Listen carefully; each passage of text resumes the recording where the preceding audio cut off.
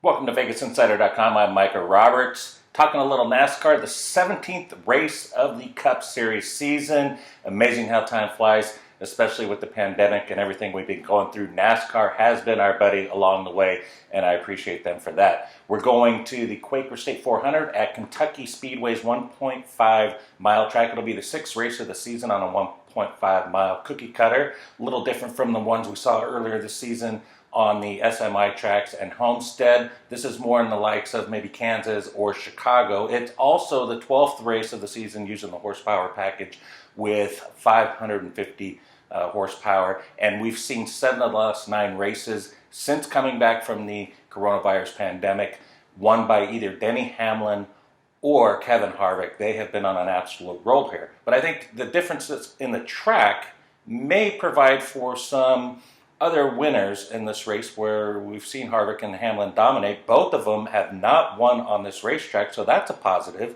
They've just been so fast everywhere, but this is a different type of track that we've seen the last couple of weeks with Pocono and Brickyard, where Hamlin and Harvick absolutely dominated. The driver I'm going to go with here is Kyle Busch, and he hasn't won a race this season. It's hard to believe the defending champion, two-time winner, Cup champion, does not have a win yet this season. He's been competitive, 7 top 5 finishes, but no wins, and at not one point in any of those races did it look like he had the ability to pass for the win. Couple runner-ups, but not good enough to win. But here's what he has at Kentucky.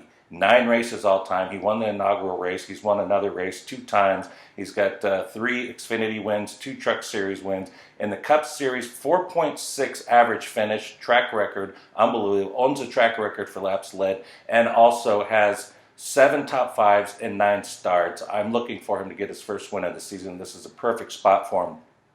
Next, I'm going to go with Chase Elliott.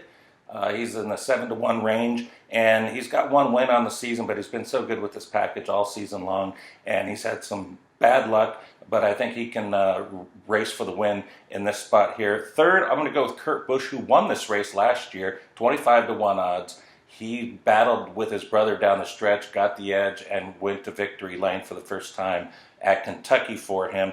Fourth, I'm going to go with Brad Keselowski, and you're going to be able to find a range from him in odds 8-1, all the way up to about 12-1, depending on what books you shop at and what their opinion on the race is. All he's done is be the track leader with 3 wins in the Cup Series. He's got a couple in the Xfinity Series as well, and he hasn't won since winning on the mile-and-a-half track. A steeper bank at Charlotte, but nevertheless still has a win this season after the shutdown, where Joey Logano, his teammate, still does not have a win. He got 2 in the first 4 races, does not have a win lately. And another driver we're going to go with here is, well, 5th, I'm going to put Kevin Harvick up there because I think he's going to have a top 5 finish, but I don't think he'll go for the win, or I'm hoping he's not. I'm leaving him out of my betting equation this week. He is the co-favorite at 5-1 with Kyle Busch, but no wins on this track, 4 wins on the same mark leading the series.